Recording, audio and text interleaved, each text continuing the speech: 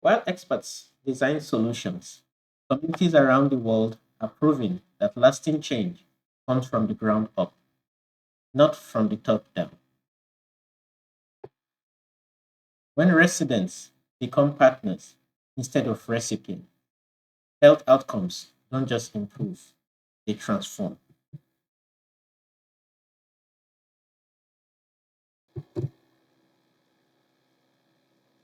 Here's the evidence. I'm Dr. Anthony Iyore Anaweokhai, and on Global Health Decoded, we translate complex public health research into evidence you can actually use. Quick reminder, everything we discuss is educational content based on peer reviewed research.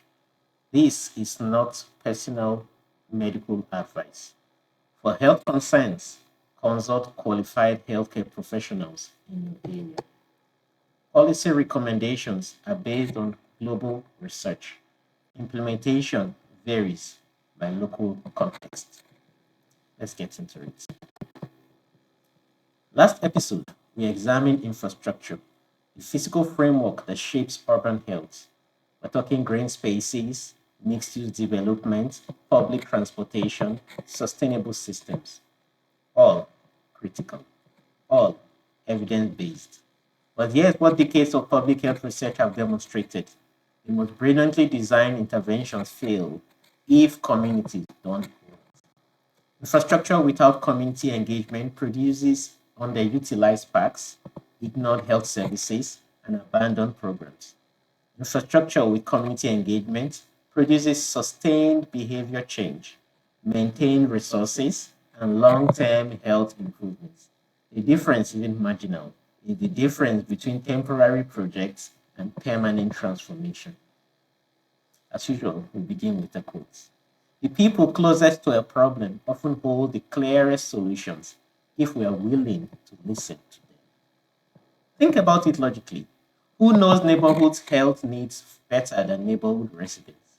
Who understands local barriers to health services better than people experiencing those barriers daily? Who can identify culturally appropriate interventions better than community members themselves? Traditional top down public health operates on a flawed assumption. Experts diagnose problems, design solutions, implement interventions, and communities, well, simply comply. This model produces compliance at best, resistance at worst. Participatory approaches flip the model. Communities identify problems, co design solutions, lead implementations, and communities experts simply provide technical support. This model provides ownership, and ownership produces sustainability. The evidence supports this emphatically. Let's examine what happens when communities lead health intervention. Studies comparing top down versus participatory health intervention show consistent patterns. Participatory approaches achieve better health outcomes, greater community satisfaction, and longer program sustainability. Here are specific documented outcomes. Number one, health equity improves. Community led interventions reach vulnerable populations more effectively than expert driven programs. Why? Because community members understand barriers that experts miss: language barriers, cultural sensitivities, distrust of formal institutions, transportation challenges, childcare needs. Community health workers from within neighborhoods access populations that formal health systems struggle to reach. They speak community languages, both in the linguistic and the cultural sense. They have achieved trust. They understand context.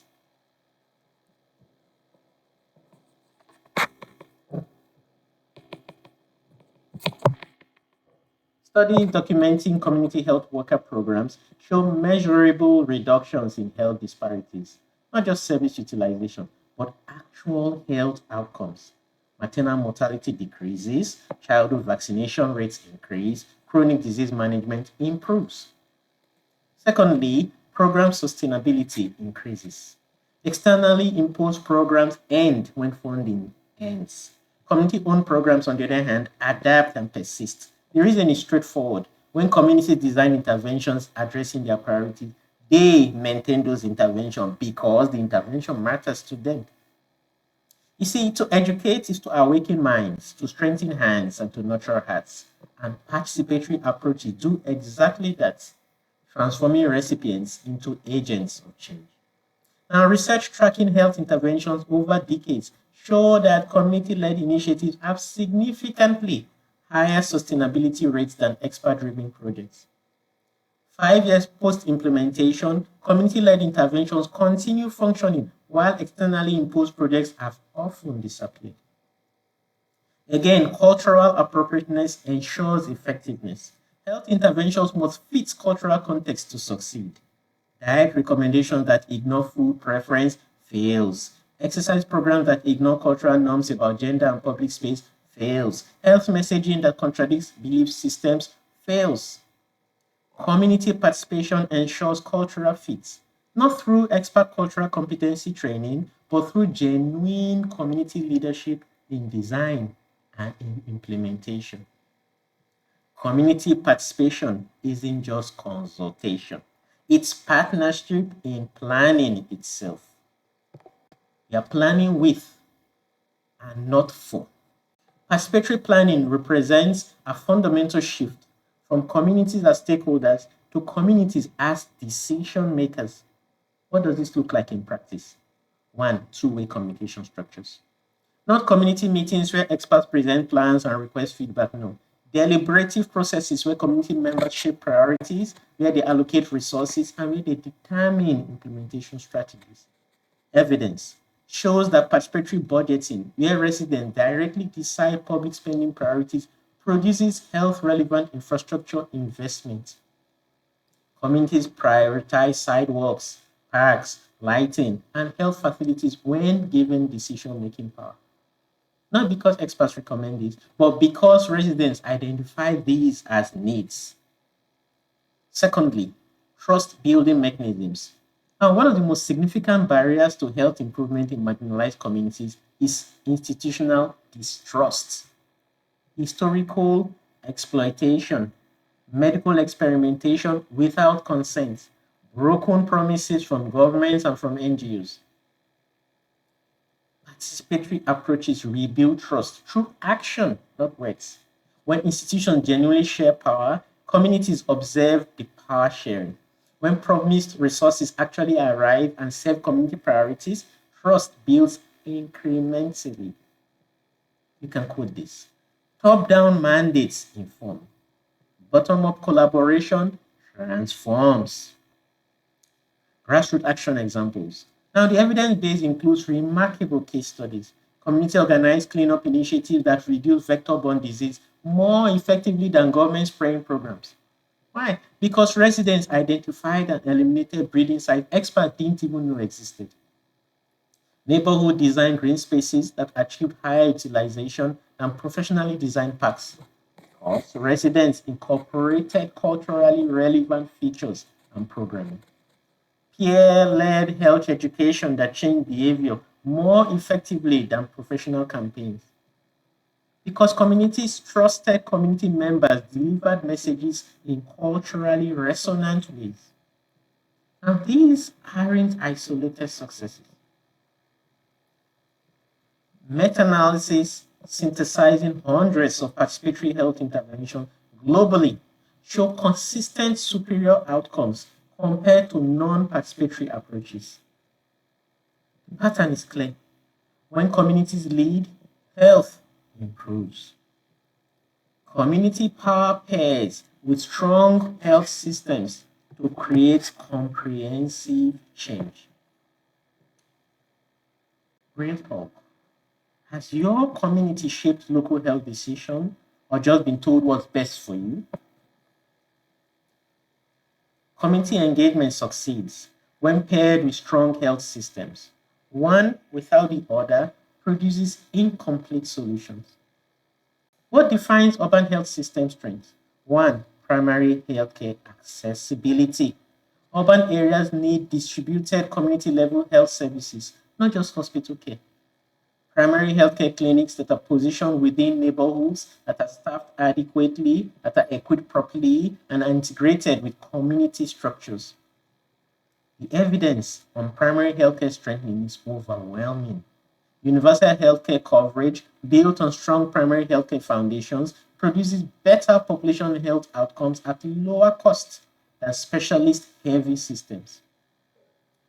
Urban specific needs include mobile clinics reaching informal settlements, extended hours serving working populations, multilingual services for diverse communities, integration with social services addressing health determinants. Again, you look at emergency preparedness capacity. Cities facing acute health emergencies such as disease outbreaks, natural disasters, technological accidents, mass casualty events. Health systems resilience requires emergency preparedness integrated into routine operations, not parallel systems activated during crisis. Studies documenting urban health systems emergency response show that integrated preparedness reduces mortality during acute events. Not sophisticated technology, but coordination between health facilities, between emergency services, between community organizations, and between city management. Also, it has to be integration with community structures. This is where health systems and community engagement intersect. Health systems that partner with community organizations, employ community health workers, incorporate traditional healers where appropriate, and respond to community identified needs function more effectively than isolated formal systems.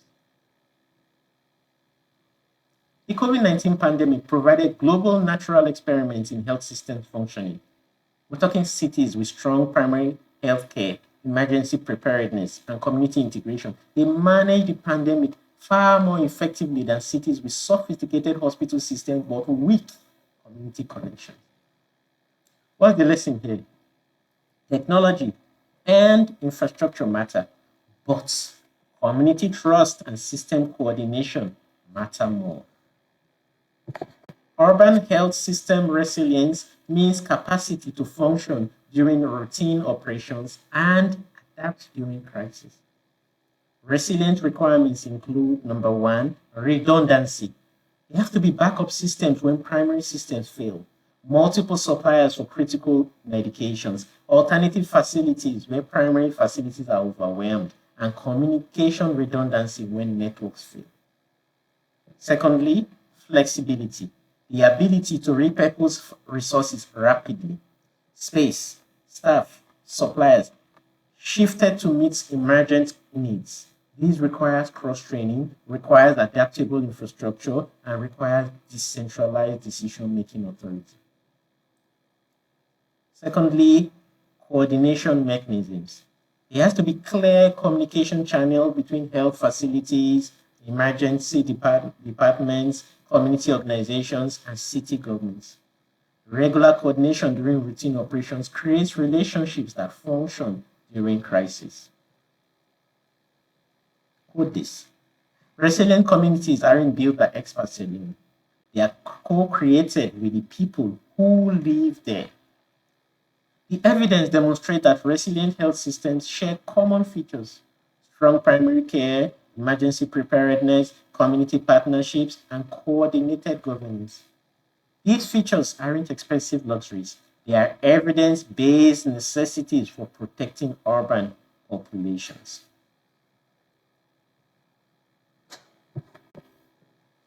The evidence piece. Here's what transforms cities. Key takeaway number one: stop consulting communities, start empowering them. Participation isn't decoration, it's the line between programs that die and movements that thrive. Key takeaway number two: hospitals don't make health systems strong, people do. True strength is measured by primary care reach, by emergency readiness, and trust earned in neighborhoods, not beds counted in buildings. Key takeaway number three: resilience isn't stockpiled, it's woven through relationships. Cities that invest in community bonds and system coordination outlast those that hoard resources behind institutional walls. Solutions work when communities lead and systems support. But how do we scale this? On the next episode, we'll look at the four-pillar framework that's transforming megacities worldwide, from Lagos to London, from Bangkok to Bogota. Are you ready to decode health systems that actually work? Subscribe and join the movement at Global Health Decoded on Instagram, on TikTok, and on Facebook.